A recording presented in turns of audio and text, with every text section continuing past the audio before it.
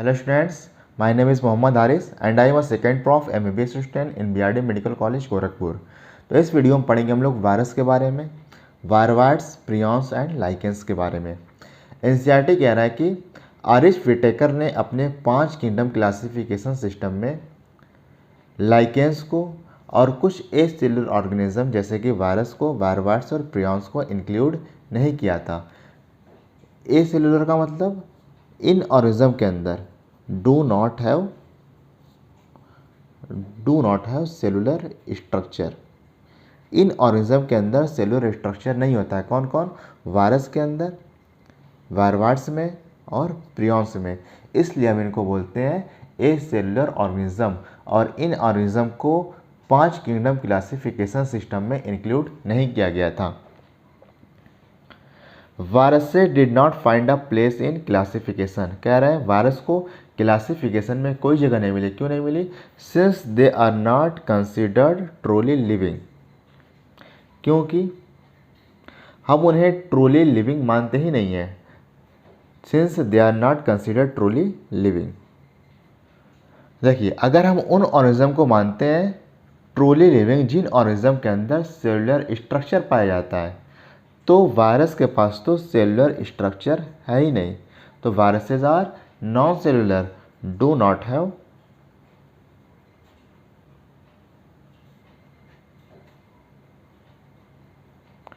Cellular structure. देखिए, if we understand living as those organisms that have a cell structure. कह रहा है अगर हम उन ऑर्गेनिज्म को लिविंग माने जिनके पास सेल स्ट्रक्चर प्रेजेंट है, तो वायरस के पास सेलुलर स्ट्रक्चर है ही नहीं। देखिए, जो वायरस होते हैं अगर ये लिविंग सेल के बाहर होंगे तो ये क्रिस्टल की फॉर्म में पाए जाते हैं। देखिए, जब ये किसी लिविंग सेल को इन्फेक्ट करते हैं तो ये क्या करते हैं? ये उनकी एंजाइम्स को अपने अंडर में ले लेते हैं। Once they infect a cell, कारण जब ये एक बार सेल को इन्फेक्ट करते हैं तो ये उनकी एंजाइम्स को, उनकी मशीनरी को अपने अंडर में ले लेते हैं और ये खुद अपने जैसा पार्टिकल का फॉर्मेशन करवाते हैं। रेप्लिकेट का मतलब रिप्रोडक्शन करना।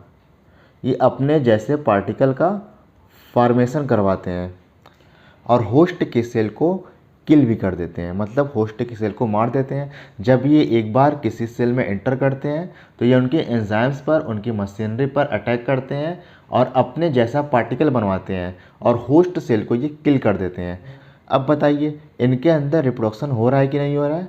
देखिए, रेप्लिकेट जब ये लिविंग सेल के अंदर एंटर करते हैं तो ये रेप्लिकेट कर सकते हैं, मतलब रिप्रोडक्शन कर सकते हैं, तो रिप्रोडक्शन कर रहा है। लेकिन इनके पास अगर हम देखें तो सेलुलर स्ट्रक्चर नहीं है। अब बताइए, हमने पिछले चैप्टर में पढ़ा था कि लिविंग ऑर्गेनिज्म की कुछ कैरेक्टरिस्टिक प्रॉपर्टी होती है। उनमें एक था रिप्रोडक्शन और दूसरा था सेलुलर स्ट्रक्चर।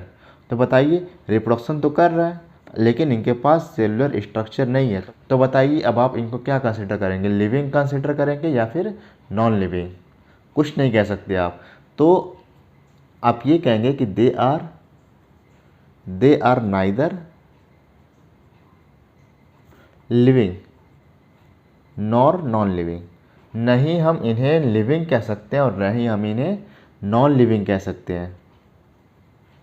तो फिर क्या कह सकते हैं? हम कह सकते हैं कि they are connecting link between living and non living. They are connecting link between living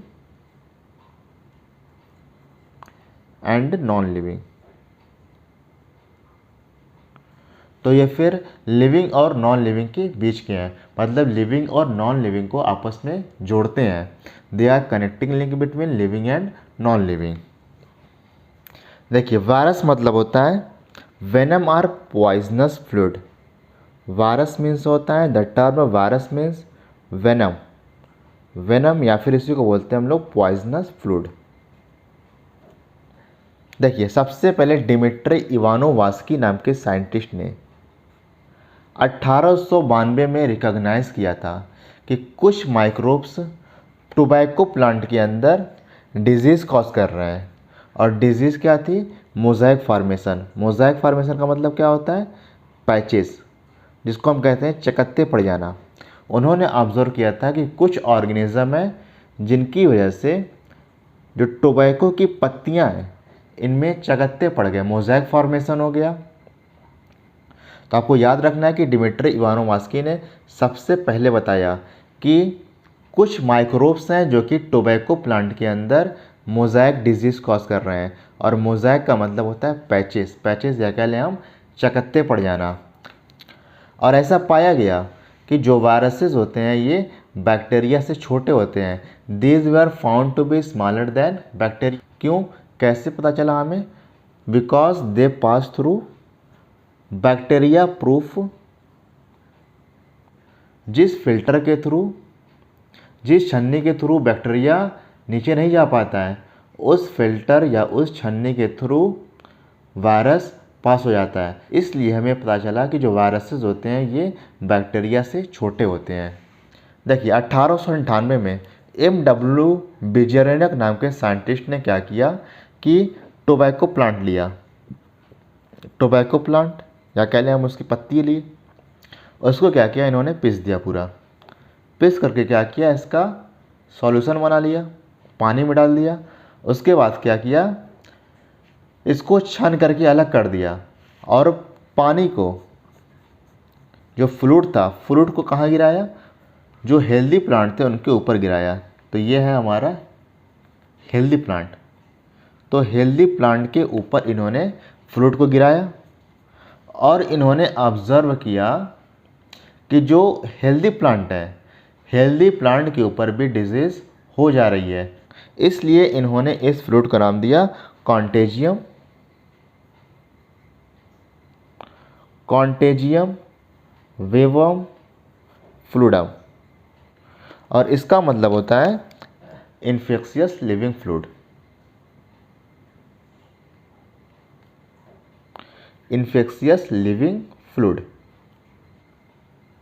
देखिए हम दोबारा समझते हैं कि 1898 में M.W. बिजेरेनक नाम के साइंटिस्ट ने क्या किया कि टोबैको का प्लांट लिया। कौन सा प्लांट लिया? जिसके अंदर मोज़ाइक डिजीज़ थी, जिसके अंदर मोज़ाइक डिजीज़ थी। उनकी पत्तियों को इन्होंने पीस दिया और पीसने के बाद क्या किया, इसको फ्लूइड के अंदर डाल दिया, पानी के अंदर डाल दिया और फिर इसको छन करके निकाल लिया। बाकी जो पार्ट्स थे उनको छन करके निकाल लिया और निकालने के बाद जो फ्लूइड था, फ्लूइड को हेल्दी प्लांट के ऊपर गिराया। और जब हेल्दी प्लांट के ऊपर गिराया तो उन्होंने देखा कि जो हेल्दी प्लांट थे उनमें भी डिजीज़ हो गई, हेल्दी प्लांट के अंदर भी डिजीज़ हो गई। इसलिए उन्होंने इस फ्लूइड को नाम दिया कॉन्टेजियम वेवम फ्लूइडम, और जिसका मतलब होता है इन्फेक्शियस लिविंग फ्लूइड। अब देखिए W.M. स्टैनली नाम के साइंटिस्ट ने 1935 में ये बताया कि हम वायरसेस को हम क्रिस्टलाइज कर सकते हैं, हम इनको क्रिस्टल के फॉर्म में स्टोर कर सकते हैं। और जो क्रिस्टल बने होते हैं ये बने होते हैं मेनली प्रोटीन के बने होते हैं। तो आप 3 साइंटिस्ट आए यहाँ पे, एक तो डिमित्री इवानोव्स्की 1892 में, दूसरा M.W. बिजेरेनक 1898 में, और जो तीसरे साइंटिस्ट हैं वो है W.M. स्टैनली 1935 में। इन्होंने बताया कि हम वायरसेस को क्रिस्टलाइज कर सकते हैं और क्रिस्टल जो बना होता है वायरस का वो बना होता है प्रोटीन का। They are inert outside their specific host. क्या मतलब हुआ इसका? इसका मतलब ये हुआ कि अगर वायरस किसी होस्ट की बॉडी के बाहर होगा तो ये इनर्ट फॉर्म में होता है। इनर्ट फॉर्म का मतलब ये किसी भी काम का नहीं होता है, मतलब ये नॉन लिविंग होता है। नहीं, एक तो हम जानते हैं सेलुलर स्ट्रक्चर नहीं होता है इनके अंदर। अगर होस्ट के बाहर होगा तो ये रेप्लिकेट नहीं कर सकता, ये रिप्रोड्यूस नहीं कर सकता है। तो इसलिए लिखा गया कि viruses are inert outside their specific host. मतलब अगर ये किसी होस्ट की बॉडी के बाहर है तो ये बेकार है, इनर्ट है, किसी काम के नहीं है। लेकिन एक बार ये किसी लिविंग के सेल को इन्फेक्ट कर दिए तो ये उनकी मशीनरी पर हमला कर देते हैं और ये रेप्लिकेट करना शुरू कर देते हैं। फिर एनसीईआरटी कह रहा है कि viruses are obligate intracellular parasite. क्या मतलब हुआ? इंट्रा सेलुलर का मतलब सेल के अंदर, और ऑब्लिगेट पैरासाइट का मतलब क्या हुआ? Parasitic organism can not complete it's life cycle without exploiting a suitable host. मतलब पैरासिटिक ऑर्गेनिज्म मतलब वायरस किसी होस्ट के बगैर अपनी लाइफ साइकिल को पूरा नहीं कर सकता। Parasitic organism can not complete it's life cycle without exploiting a suitable host. चलिए अगर हम वायरस के स्ट्रक्चर की बात करें तो वायरस एक न्यूक्लियो प्रोटीन होता है। न्यूक्लियो प्रोटीन का मतलब देखिए, न्यूक्लियो प्रोटीन इनमें दो वर्ड हैं, कौन कौन से, एक तो न्यूक्लियो दूसरा प्रोटीन। न्यूक्लियो का मतलब आया न्यूक्लिक एसिड। तो वायरस किस चीज़ का बना होता है, ये बना होता है न्यूक्लिक एसिड प्लस प्रोटीन का। वायरस बना होता है न्यूक्लिक एसिड प्लस प्रोटीन। और हम जानते हैं कि न्यूक्लिक एसिड कौन सी होती है, दो न्यूक्लिक एसिड, कौन कौन सी, एक तो डीएनए और दूसरा आरएनए। और प्रोटीन, यहाँ पे जो प्रोटीन है उस प्रोटीन का क्या नाम है, उस प्रोटीन का नाम है कैप्सिड। तो वायरस दो चीज़ से बना हुआ है, एक तो न्यूक्लिक एसिड और दूसरा प्रोटीन। न्यूक्लिक एसिड कौन सी है, डीएनए या फिर आरएनए, और प्रोटीन कौन सी है, कैप्सिड। और जो कैप्सिड बना होता है ये स्मॉल सब यूनिट, छोटे छोटे यूनिट से मिलकर बना होता है, और इस स्मॉल सब यूनिट का नाम है कैप्सोमियर्स। स्मॉल सब यूनिट, और इस सब यूनिट का नाम है कैप्सोमियर। कैप्सोमियर। और जो कैप्सोमियर होते हैं ये अरेंज होते हैं, arranged in helical, in helical इस तरह से, और पॉलीहेड्रल फॉर्म, और पॉलीहेड्रल फॉर्म। और अगर हम इनके न्यूक्लिक एसिड की बात करें तो इनका जो न्यूक्लिक एसिड होता है वो होता है इन्फेक्शियस। मतलब इन्फेक्शन कौन कॉज करता है, न्यूक्लिक एसिड। और न्यूक्लिक एसिड क्या हो सकता है, चाहे तो डीएनए होगा चाहे तो आरएनए होगा। मतलब एक वायरस के अंदर चाहे तो डीएनए होगा चाहे तो आरएनए होगा। कभी भी एक वायरस के अंदर दोनों न्यूक्लिक एसिड नहीं हो सकते। No viruses contains both DNA and RNA. DNA and RNA, किसी भी वायरस के अंदर एक साथ डीएनए और आरएनए दोनों नहीं पाए जा सकते। देखिए यहाँ पे एक फिगर बनाया गया है, और ये फिगर है टोबैको मोज़ेक वायरस का। जो आपको रेड रेड कलर से दिखाया जा रहा है ये है इसका न्यूक्लिक एसिड, और न्यूक्लिक एसिड क्या है, इसमें आरएनए होता है।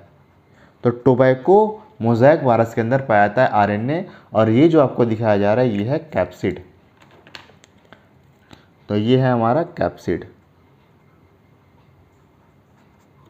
तो कैप्सिड क्या है, कैप्सिड प्रोटीन है, और कैप्सिड छोटे छोटे यूनिट से मिलकर बना होता है। उस छोटे से यूनिट का नाम है कैप्सोमियर। और कैप्सोमियर अरेंज होते हैं हेलिकल या फिर पॉलीहेड्रल फॉर्म में। और जो न्यूक्लिक एसिड होता है वायरस के अंदर, चाहे तो डीएनए होगा चाहे तो आरएनए होगा। कभी भी एक वायरस के अंदर डीएनए और आरएनए दोनों एक साथ प्रेजेंट नहीं हो सकते। देखिए जनरली ये देखा जाता है कि जो वायरस प्लांट्स को इन्फेक्ट करते हैं उनका जो जेनेटिक मटेरियल होता है वो होता है single stranded RNA. Single stranded RNA. RNA देखिए, जो हमारा डीएनए होता है इसमें दो स्ट्रैंड होते हैं। देखिए अगर आप इन स्ट्रैंड के बारे में नहीं जानते हैं तो आप समझिए कि जो डीएनए होता है इसके पास दो रस्सी होती है। तो इस तरह से दो रस्सी का बना होता है। अगर दोनों रस्सी प्रेजेंट होगी तो इसको बोलेंगे हम लोग डबल स्ट्रैंडेड। अगर एक रस्सी इस तरह से प्रेजेंट होगी तो इसको बोलेंगे हम लोग सिंगल स्ट्रैंडेड। एस लिखा जाता है, सिंगल स्ट्रैंडेड। तो उसी तरह से जो वायरस प्लांट्स को इन्फेक्ट करते हैं वो होते हैं सिंगल स्ट्रैंडेड आरएनए। तो हम इस तरह से बना लें, एक रस्सी बना लें, तो ये होगा सिंगल स्ट्रैंडेड आरएनए। अब single stranded RNA, single stranded DNA क्या होता है हम पढ़ेंगे क्लास 12th में, चैप्टर 6 में। देखिए ये भी देखा जाता है कि जनरली जो वायरस एनिमल्स को इन्फेक्ट करते हैं वो होते हैं चाहे तो सिंगल और डबल स्ट्रैंडेड आरएनए। चाहे तो सिंगल और डबल स्ट्रैंडेड आरएनए होंगे या फिर और डबल स्ट्रैंडेड डीएनए होंगे। Double stranded DNA. तो हम फिगर के थ्रू समझ लेते हैं। अगर सिंगल स्ट्रैंडेड आरएनए होगा तो कैसा होगा, इस तरह से होगा। तो ये होगा हमारा सिंगल स्ट्रैंडेड आरएनए। अगर डबल स्ट्रैंडेड आरएनए होगा तो क्या लिखेंगे हम इसको, तो इसको लिखेंगे हम लोग डबल स्ट्रैंडेड आरएनए, या फिर क्या हो सकता है, double stranded DNA. Double stranded DNA. और जो वायरस बैक्टीरिया को इन्फेक्ट करता है उनको बोलते हैं हम लोग बैक्टीरियोफाज।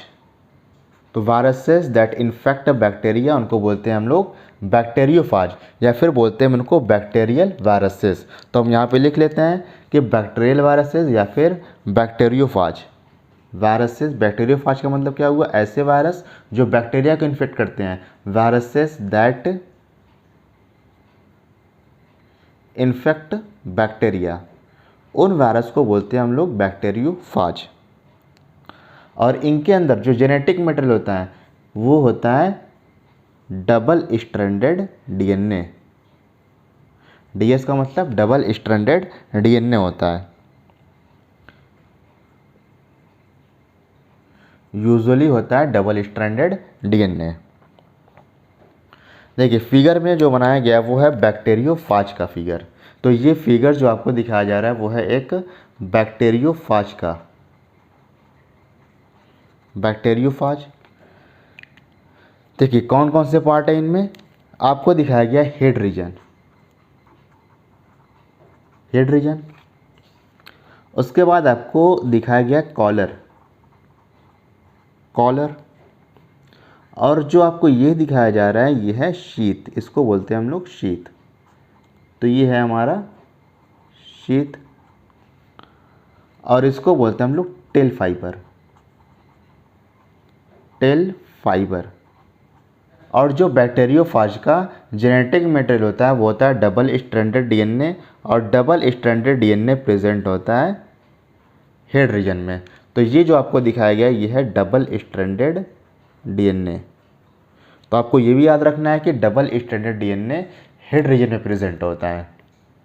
चलिए अब समझते हैं हम लोग कुछ डिजीज़ के बारे में जो कि वायरस के द्वारा होती है। तो वायरसेस कॉजेज डिजीजेज लाइक, कौन कौन से डिजीज़ कॉज करते हैं वायरस हमारे अंदर, mumps, small pox, herpes, influenza, AIDS. तो मम्स होता है पैरामिक्सो वायरस से। तो याद आपको रखना है कि मम्स होता है पैरामिक्सो वायरस से। और जो स्मॉल पॉक्स होता है वेरियोला वायरस से। हर्पीज़ होता है हर्पीज़ सिम्प्लेक्स वायरस से। और इन्फ्लुएंजा होता है इन्फ्लुएंजा वायरस से। और अगर हम इनमें बात करें एड्स, एड्स का फुल फॉर्म होता है एक्वायर्ड इम्यूनो डिफिशियंसी सिंड्रोम। और इसके बारे में पढ़ना है आपको डिटेल में क्लास 12 चैप्टर 8 में। तो एड्स का फुल फॉर्म होता है एक्वायर्ड इम्यूनो डिफिशियंसी सिंड्रोम, और ये होता है HIV वायरस से। HIV वायरस से। HIV का फुल फॉर्म क्या होता है, human immuno deficiency virus. Human immuno deficiency virus. दोबारा देख लेते हैं। मम्स होता है पैरामिक्सो वायरस से, स्मॉल पॉक्स होता है वेरियोला वायरस से, हर्पीज़ होता है हर्पीज़ सिम्प्लेक्स वायरस से, और इन्फ्लुएंजा होता है इन्फ्लुएंजा वायरस से। एड्स फुल फॉर्म है इसका एक्वायर्ड इम्यूनो डिफिशियंसी सिंड्रोम, और ये होता है HIV से। HIV का फुल फॉर्म है ह्यूमन इम्यूनो डिफिशियंसी वायरस। चलिए अब हम उन वायरल डिजीज़ के बारे में बात कर लेते हैं जो कि प्लांट्स के अंदर देखी जाती है, जैसे कि बंची टॉप ऑफ बनाना।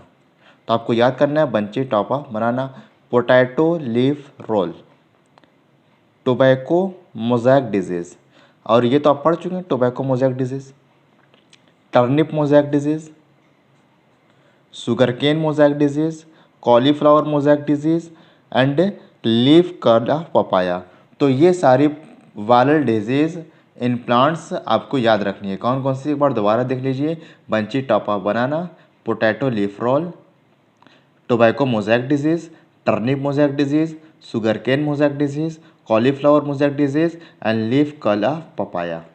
चलिए अब बात करते हैं हम लोग सिम्टम्स की कि अगर प्लांट्स के अंदर वायरल डिजीज़ हो जाए तो क्या सिम्टम्स देखने में आते हैं। तो सिम्टम्स देखने में आते हैं मोज़ेक फॉर्मेशन। मोज़ेक का मतलब होता है चकत्ते पड़ जाना। तो अगर लीफ होगा तो लीफ पर इस तरह से चकत्ते पड़ जाएंगे। उसके अलावा क्या होगा, लीफ रोलिंग एंड कर्लिंग, मतलब पत्तियां मुड़ जाएंगी। और क्या होगा, येलोविंग एंड वेन क्लियरिंग, मतलब पत्तियां पीली हो जाएंगी। डॉर्फिज्म एंड स्टंटेड ग्रोथ, मतलब प्लांट के अंदर ग्रोथ रुक जाएगी, तो प्लांट के अंदर बौनापन देखने को मिलेगा। तो डॉर्फिज्म एंड स्टंटेड ग्रोथ। तो ये आपको एनसीईआरटी में दिया गया है कि प्लांट्स के अंदर सिम्टम्स क्या देखने में आते हैं। सिम्टम्स देखने में आते हैं mosaic formation, leaf rolling and curling, yellowing and vein clearing, dwarfism and stunted growth.